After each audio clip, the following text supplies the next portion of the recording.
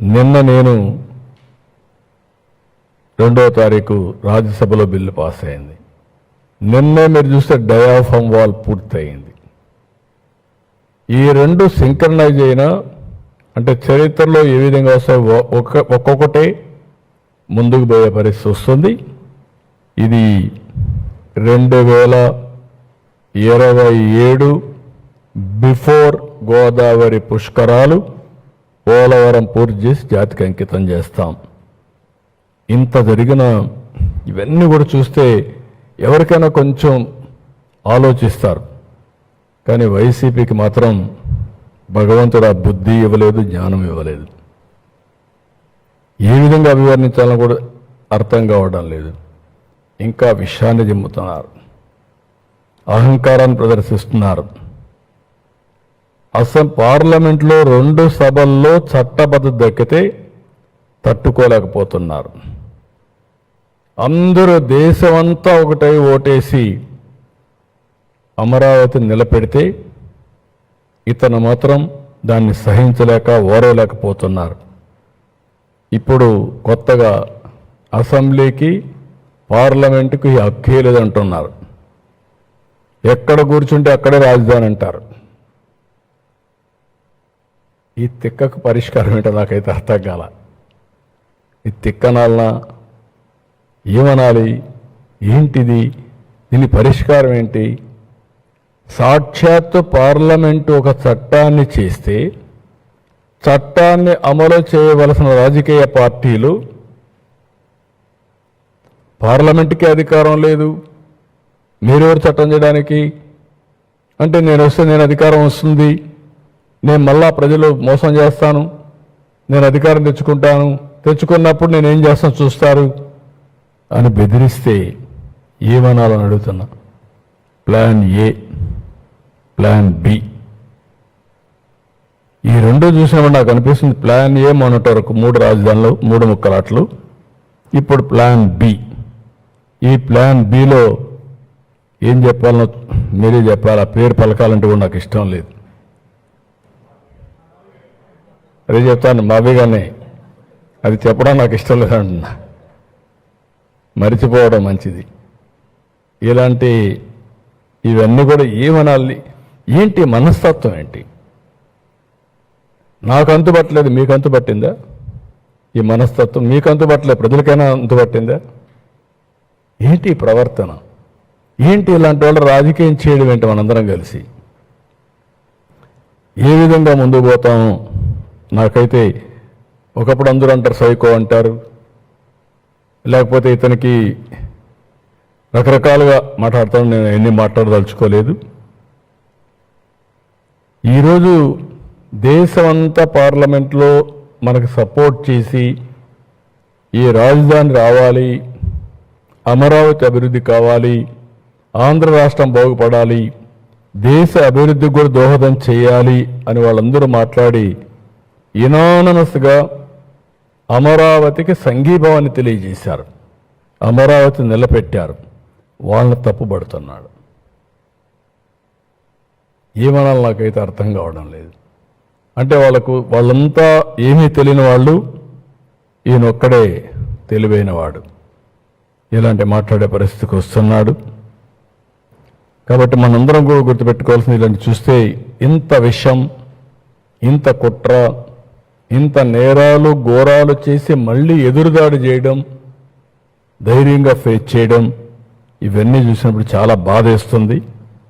ఈ రాష్ట్రానికి ఇది ఒక ఎందుకు ఇలాంటి తెలుగు జాతి చాలా సమస్యలు ఫేస్ చేశాం. 1-2 కాదు. మొన్నటి వరకు ఉనికి లేని పరిస్థితి, ఇప్పుడు మన వాళ్లే ఉనికి లేకుండా చేయాలనే విషయం కక్కడం, ఇవన్నీ చాలా. ఇంకొక పక్కన డిజైన్ ఉంది ఇంట్లో, బెదిరిస్తే పెట్టుబడులు రావని. ఇది కూడా చాలా నీచం. ఎప్పుడు కూడా మీరు ఏమి చేసినా ఈ ప్రభుత్వం ఫర్మ్గా ఉంటాం, ఎక్కడ తగ్గే పరిస్థితి ఉండదు. ప్రజాస్వామ్యంగా ఎవరు చెప్పినా వింటాం, అప్రజాస్వామ్యంగా మాట్లాడితే మాత్రం స్టబర్న్గా ప్రజాహితం కోసం ముందుకు పోవడం తప్ప ఇంకోటి లేదు. అమరావతి మీద బిల్ పాస్ చేశాడు. ఎక్కడ? మన అసెంబ్లీలో. కౌన్సిల్లో మన బెట్ల, పార్లమెంట్లో పెట్టారు, చర్చ చేశారు, మన రాజ్యసభలో పెట్టబోతున్నారు. ఎందుకు ఈ చర్చ నాకు అర్థం కాలేదు. ఎందుకు తీసుకొచ్చారు? మా మీద బురద చల్దామనే. అంటే ఏంటి? అమరావతికి మార్చే పని లేదంట.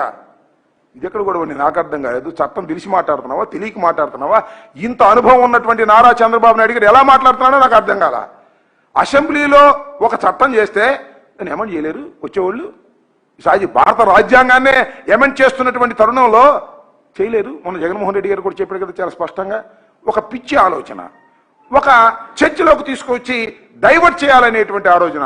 లడ్డు విషయంలో ఫెయిల్ అయిపోయిన తర్వాత దీన్ని తీసుకొచ్చారు. ఇది కూడా మీరు ఫెయిల్ అయిపోవడం ఖాయమని చెప్పేసి ఈ సందర్భంగా నేను చెప్పదలుచుకున్నా. దానిలోనే ఆ క్రమంలోనే జగన్మోహన్ రెడ్డి గారు మావిగన్ అనేటువంటి ఆలోచన తీసుకొచ్చారు. తీసుకురాగానే పాపం బాబు కొడుకులకి ఇద్దరికి భయం పట్టుకుంది. ప్రజలు దీని మీద ఆలోచన చేస్తున్నారు. మనం 1,00,000 ఎకరాలతో 2 లక్షల కోట్లతో నిర్మాణం జరగదని ప్రజలు నమ్ముతున్నారు.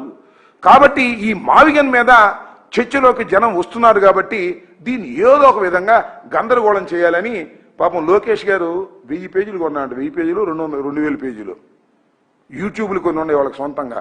దానిలో ట్రోలింగ్ చేయటం మొదలెట్టారు, బ్యాడ్ ప్రాపగాండా చేయటం మొదలెట్టారు. తంతే అది వాళ్ళకు ఉన్నటువంటి ఈనాడు, ఆంధ్రజ్యోతి, ఈ TV5, ఈటీవీ ఇవి కాదు, ఇంకా కొన్ని ఛానల్స్ కొనేసి దానిలో ట్రోల్ చేసేటటువంటి కార్యక్రమం చేస్తున్నారు. మీ ట్రోలింగ్లకి మేము భయపడతామా? నెంబర్ 1. దానిలో వాస్తవం, సిన్సియారిటీ ఉంటే ట్రోలింగ్లన్నీ పటాపంచలు అయిపోతాయి. ఇవాళ మావిగన్ అనే ఆలోచన తీసుకొచ్చిన తర్వాత బృహత్తరమైన చర్చ ఈ ఆంధ్ర రాష్ట్రంలో జరుగుతూ ఉంది.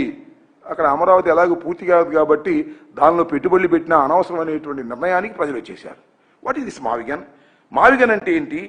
అసలు అమరావతి ఏంటి? అసలు అమరావతి ఎక్కడుంది నాకు అర్థం కాలే. నాకు ఒక ప్రొఫెసర్ గారు చెప్పాడు, నేను వీడియోలో చూసాము చాలా కాలం క్రితం. గుంటూరు బస్ స్టాండ్కి కానీ విజయవాడ బస్ స్టాండ్కి కానీ వెళ్ళి అమరావతి టికెట్ అడగండి, టికెట్ కొడతాడు. ఎక్కడ తీసుకెళ్తాడు? తాడేపల్లి తీసుకొస్తాడా? డైరెక్ట్గా అమరావతి గుడి దగ్గర తీసుకెళ్తాడు. అమరావతి ఎక్కడుంది? నువ్వు కట్టే రాజధాని ఎక్కడుంది? దానికి ఏదో సెంటిమెంట్గా అమరావతిని పెట్టి దాని దగ్గర గందరగోళం చేసి డబ్బులు కాజేయాలనేటువంటి దుర్బుద్ధి తప్ప అసలు నీకు సిన్సియారిటీ ఉందా అని నేను అడుగుతా ఉన్నా. చంద్రబాబు నాయుడు గారికి సిన్సియారిటీ లేదు. అసలు మావిగన్ను అమరావతి కాసేపు కొద్దిగా చర్చిద్దాం. 20,000 ఈ కారిడార్ మావిగన్ అనేది మచిలీపట్నం, విజయవాడ, గుంటూరు ఈ మొత్తం చూస్తే 9,536 చదరపు కిలోమీటర్ల మెగా విస్తీర్ణం. ఇదెంత ఉంది? అమరావతి 217 చదరపు కిలోమీటర్ల చిన్న విస్తీర్ణం కలిగింది. కేవలం 20,000 కోట్లతో మావిగన్ని పూర్తిగా అభివృద్ధి చేయొచ్చు. ఎందుకంటే ఆల్రెడీ ఇన్ఫ్రాస్ట్రక్చర్ ఉంది, ఆల్రెడీ బిల్డింగ్స్ ఉన్నాయి, ఆల్రెడీ రోడ్లు ఉన్నాయి, కొత్తగా నిర్మించాల్సిన అవసరం లేదు, ఎక్స్టెండ్ చేసుకుంటూ వెళ్ళొచ్చు. కేవలం 20,000 కోట్లతో మాత్రమే మావిగన్ నిర్మాణాన్ని పూర్తి చేసేటటువంటి అవకాశం ఉన్నది. మరి అక్కడ అమరావతిలో కేవలం మౌలిక సదుపాయాల కంటే నీరు, విద్యుత్తు, డ్రైనేజీ 2 లక్షల కోట్లు ఖర్చు పెట్టాలి. ఏంటిది నాకు అర్థం కాలేదు. ఆర్థికంగా చితికిపోతున్నటువంటి రాష్ట్రానికి ఇంత భారం అవసరమా అనేది ఆలోచించుకోవాల్సిన అవసరం ఉంది. అలాగే 3 జిల్లాలతో కూడిన డైనమిక్ పవర్ హౌస్ ఇది. 3 జిల్లాలతో కూడుకుంది. మచిలీపట్నం, ఎన్టీఆర్, గుంటూరు 3 జిల్లాలతో కూడుకున్నటువంటి డైనమిక్ పవర్ హౌస్ లాంటిది ఈ మావిగన్ అనేది. అదేంటి? ఒక చిన్న ప్రాంతం, ఇప్పుడే కాస్త అభివృద్ధి చెందించాలని ప్రయత్నం చేస్తున్నటువంటి ప్రాంతం. 60 లక్షల జనాభా ఉన్న విస్తృత కారిడార్ ఇది. మొత్తం మావిగన్ అనేది మేము చెప్పిన మావిగన్ 60 లక్షల జనాభా ఉన్నటువంటి విస్తృతమైన కారిడార్. అక్కడ ఎంత ఉందండి? ప్రజలు పరిమితమైన ప్రజలు. కట్టాలి, రోడ్లు వేయాలి, బిల్డింగులు కట్టాలి, ఇక్కడి నుంచి అక్కడికి వెళ్ళాలి. అది ఎప్పుడు జరిగిద్దో ఎవరికి తెలియదు. విస్తరించిన అభివృద్ధి మోడల్ ఇది. ఏది? మావిగన్ అనేది. ఈ కేంద్రీకృతమైన రాజధాని మోడల్ ఇది. ఇప్పటికే నిరూపితమైన పట్టణ శక్తి మోడల్ ఇది. ఏది? మావిగన్ అనేది. ఇది కేవలం గ్రీన్ ఫీల్డ్ మోడల్. అంటే కొత్తగా రోడ్లు వేయటం, కొత్తగా పునాదులు తీయటం, ఈ గ్రీన్ ఫీల్డ్కి సంబంధించినటువంటి అంశం. అలాగే తక్కువ రిస్క్తో రెడీగా ఉన్న అభివృద్ధి ఎకోసిస్టమ్.